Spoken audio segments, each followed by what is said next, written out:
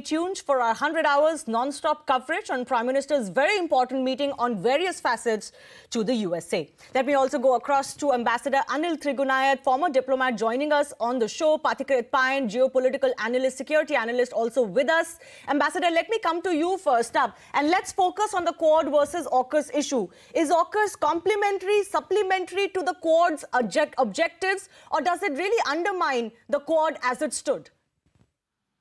Well, in the first place, I would like to say that it will not undermine the Quad in the first place, because every member of the Quad has been going at pains to communicate to the Chinese and to the world that this was not an alliance, security alliance.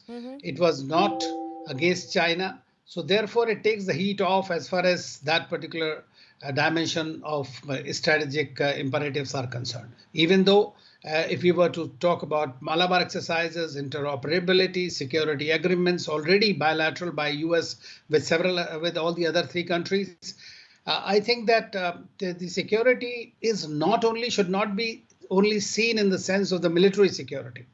Security is a comprehensive and strategic term, including the free and open Indo-Pacific, including the global value supply chains, including the free flow of trade. So all these also form a part of the whole security considerations when we look at these.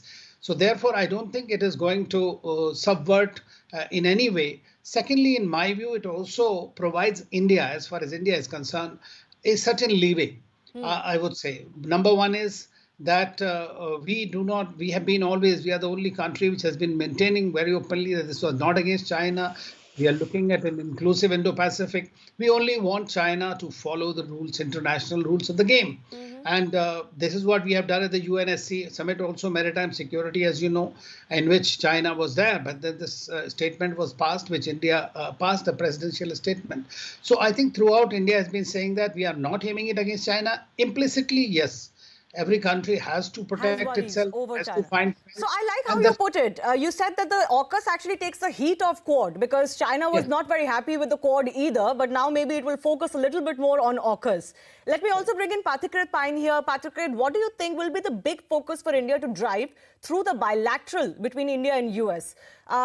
Given the events in Afghanistan, what has transpired, Pakistan's role in the subcontinent, China at the height of COVID pandemic, and the battle with which it was embroiled with India, will security of the region really take precedence over, let's say, bilateral issues and trade, etc.? Well, I think there will be a lot of issues. There are these two countries whose relationship has matured over the time.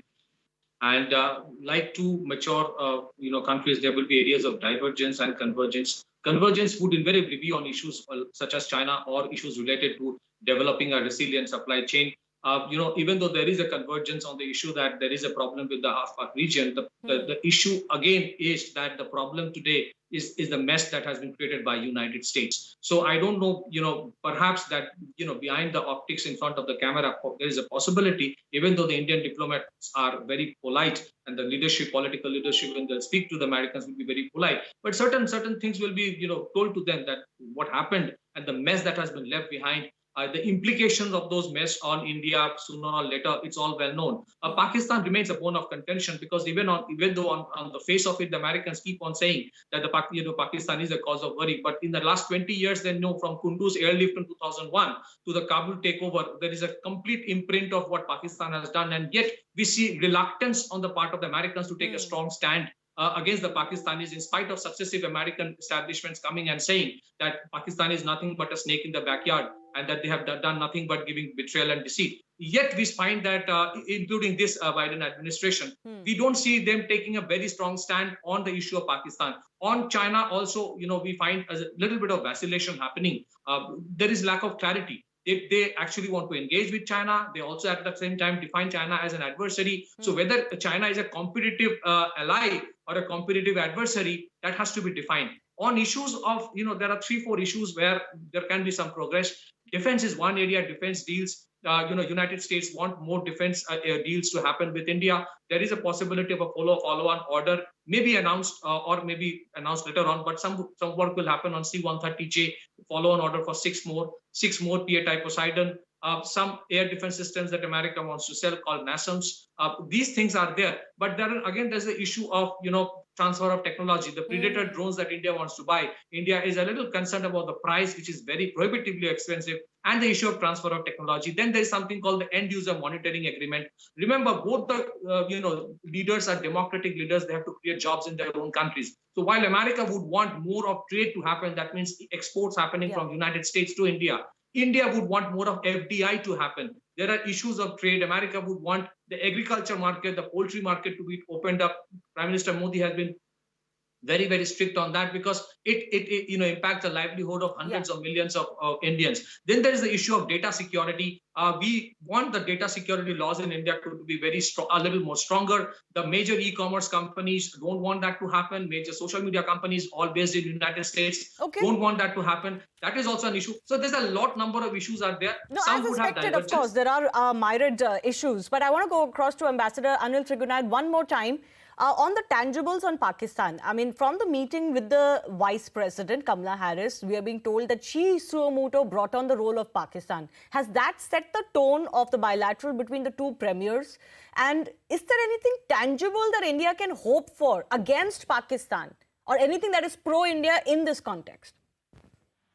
Well, pro-India, definitely everything is there. I mean, as far as if they were to choose between India and Pakistan, in that sense, they know India is a very big market. They have been aiming at it from the defense perspective and from every single other perspective, apart from being democracy and all. But then comes the realpolitik. And realpolitik, we have been telling them all along. And you will recall that until 9/11, the Americans were not even seriously considering that India was suffering from terrorism. It was only after 9/11 that the focus happened. And then they started understanding. But then they chose the wrong horse. And they started taking Pakistan into confidence. And the Pakistan that has been the perpetrator of terrorism and has all the major terrorist groups located there and trying to use it as an instrument of its foreign policy. So I think that the Americans were a bit naive in this, that they will be getting a different results from Pakistan. But there is no change expected in that line, isn't it, Ambassador? That's the worry, that despite what has happened in Afghanistan, the US think tanks almost express, an inability, if not an unwillingness, to be able to change on Pakistan because they believe it's just too important location-wise. This is what I said. I said this is a realpolitik, actually, So that's what they see it, because there are two ways for them. If they look at it as a contestation with China, then completely leaving Pakistan to China would also not be desirable from their perspective. Especially the think tanks think that way. And some of the people yesterday, Blinken met Qureshi in New York, and they were talking about this. In the case of Afghanistan, where everybody is worried at the moment, America continues to feel, even though there are some different kind of feelers coming out, continues to feel that it is with the help of Pakistan that we can go in. So is the China, so are the Russians. So everybody has been thinking, and Pakistan has been able to, in my view, encash its nuisance value to the hilt. And sometimes I fail to understand, that the world is not serious about terrorism. That's it, simple. And Prime Minister Modi has said we have not even been able to define what terrorism is, who terrorist is.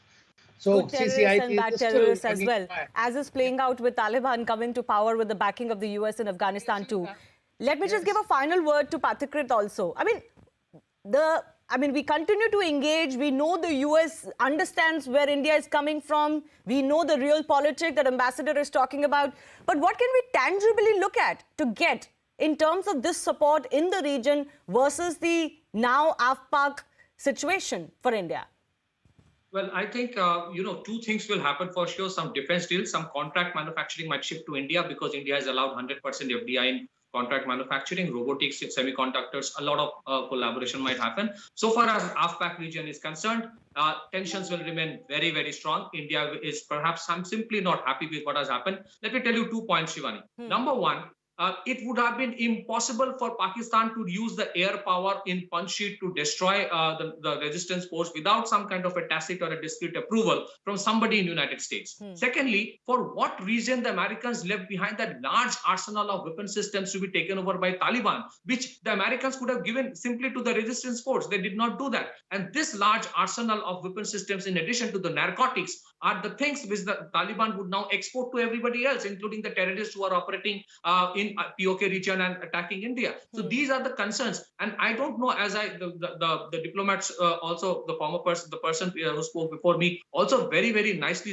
said, there is a schizophrenic approach in United States about what Pakistan is. They keep on fearing that if they do, I mean, here is a country which says that we used American money to defeat America, and still America can't do anything. If they're still believing that doing away or punishing Pakistan will make them go towards China, well, they're already a vassal state of China. They're nothing more than that. They actually mock America, and still America is not being able to do anything. So we have to realize that there's a limitation with what America will do. All this, diplomatic relation, with all due respect, are good, but you have to fight your own war. And I think Indian government has done the best. No denying that India has to strengthen itself and really take care of its own issues.